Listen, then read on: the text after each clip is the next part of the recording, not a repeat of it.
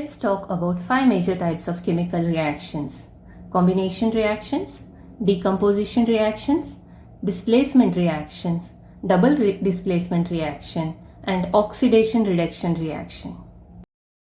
We will look at the examples of each and tell how different they are. So if you see a chemical reaction, you would be able to classify it. The first type of chemical reaction we are going to talk about is combination reaction. In this reaction, a compound is made from simpler reactants. For example, carbon comes together with oxygen gas to produce carbon dioxide. The product is more complex than the reactant.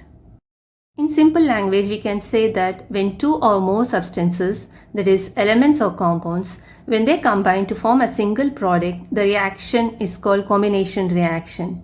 It is also known as synthesis reaction.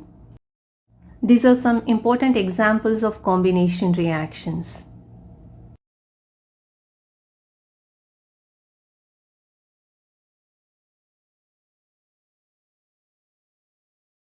Combination reactions can occur between two elements, like we saw the burning of coal, or it can happen between two compounds, or between a compound and an element.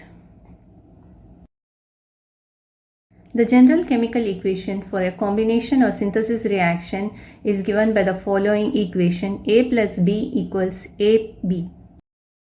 Combination reactions are usually exothermic reactions. That is, a large amount of heat is released along with the formation of the products. An example of exothermic reaction is formation of slaked lime by the reaction of calcium oxide and water. Calcium oxide reacts vigorously with water to produce slaked lime or calcium hydroxide, releasing a large amount of heat. This solution of slaked lime is used for whitewashing walls.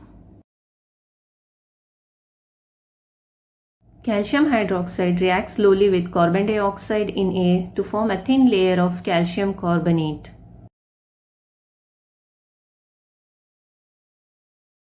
Calcium carbonate is formed after 2 to 3 days of whitewashing and gives a shiny finish to the walls. Some other examples of exothermic reactions are burning of natural gas, respiration. Oxygen combines with glucose in the cells of our body and provides energy.